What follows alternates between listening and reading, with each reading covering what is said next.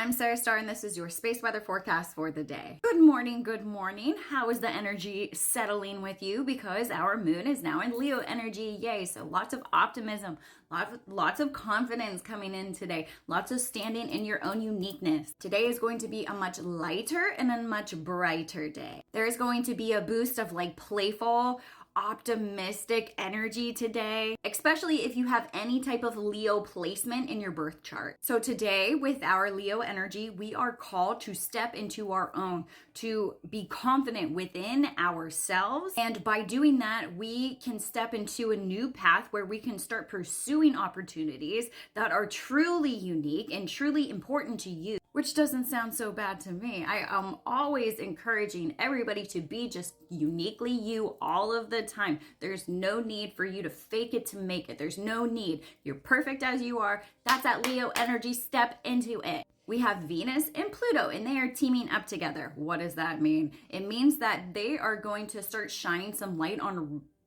things that need resolved. Okay, so it may be surrounding relationships or money. Of course, we have Venus. Okay, so it's about resolving a lot of issues, and a lot of those issues also have to do with you, yet again, not stepping into that Leo power.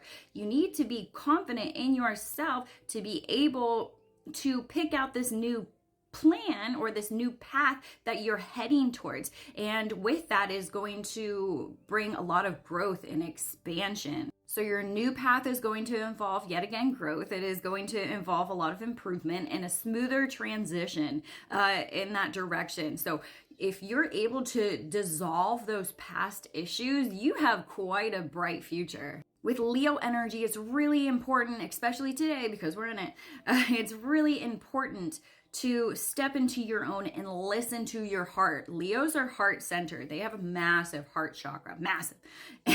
And you need to listen to your heart and listen to what it's asking of you. What do you need to do to create a broader, happier, more enlightened path that's going to create so much more abundance because you're happy and confident and you're just stepping into your power? What is that going to take? What does that look like? Let me know in the comments what that looks like for you. So it's good that we're having a much lighter, optimistic, confident type atmosphere today, lighter and brighter. We're all about the lightness and the brightness. And speaking of light, let's check out our Schumann. Let's check out our sun. We are having lots of M-class flares. We are having solar storms right now, so let's check that out. So here's our Schumann today. So yesterday we reached that power of 96, which was massive.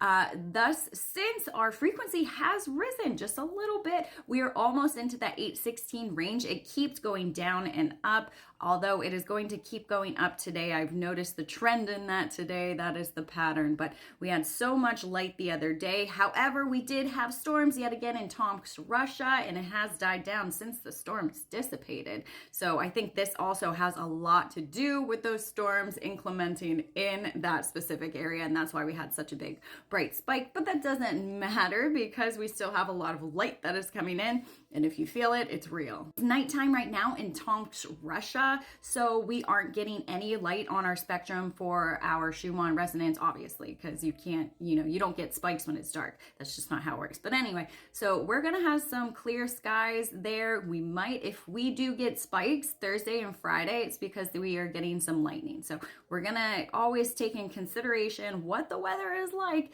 in Russia around our Schumann, because those can be false flag events with large spikes in the Schumann resonance. Now, we haven't had too much light today. If you see down here for the 16th, we've only had a couple of solar flares today, low C-class ranges, mainly from 3639, which is lighting up. As you can see, it's been lighting up since yesterday. We had a 3.9 there yesterday. We also had several other M-class flares from 3639, which we will take a look at in here in a second.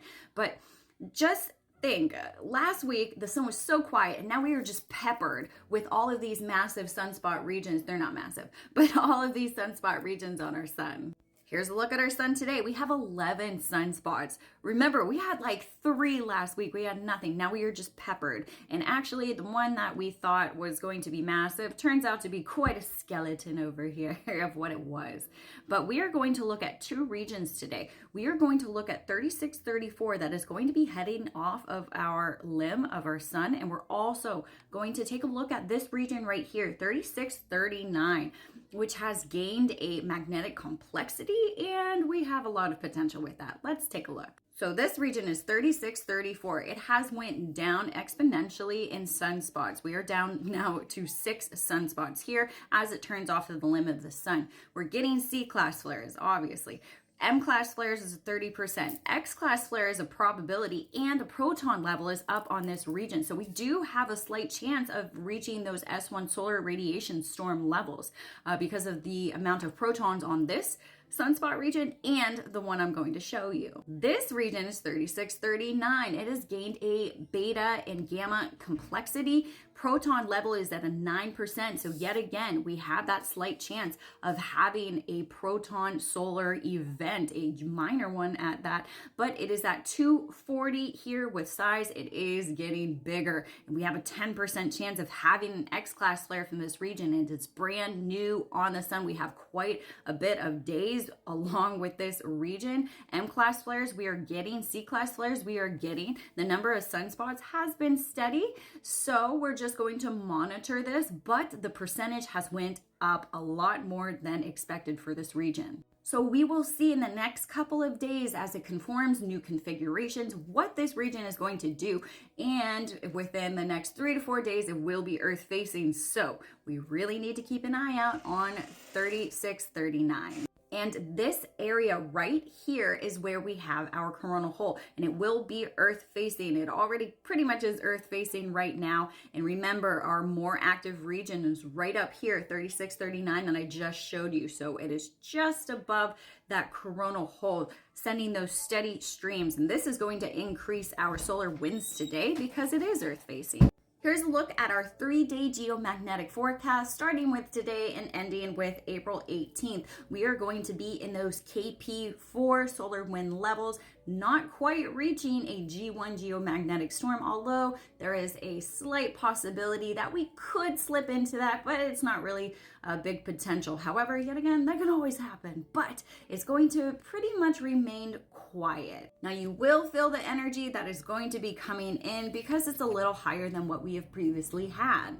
Now, late on the 17th and into the 18th, we are going to see an uptick in our solar winds. We are going to see a very weak enhancement because we have an arrival of the CME that left on the 14th and on the 15th. So we have a combined influence from 2 coronal mass ejections, and it's not really going to send us into anything. It's going to be a kind of side swipe glancing blow of it, but nonetheless, you will feel the energy that is coming in. So we are going to see a glancing influence from the CME that was being analyzed that lifted off the northeastern limb. And then we're also going to see this partial halo CME affect us a little bit. So this is a filament eruption, and it's going to be a combined Earth-directed component yet again late on the 17th and into the 18th. Now this one was higher in velocity, so we could expect to see it arrive a little bit before the 18th. That's why I'm saying late on the 17th, but it could arrive a little bit sooner because it was reaching into those 1,750 range kilometers per second. So what we're going to see is just a very minor effect, but an enhancement in the solar winds and an enhancement within humanity. But there's no G1 geomagnetic storm expected at all, so forget all the hype with that. And high latitudes, a 50% chance of seeing any of those beautiful colors.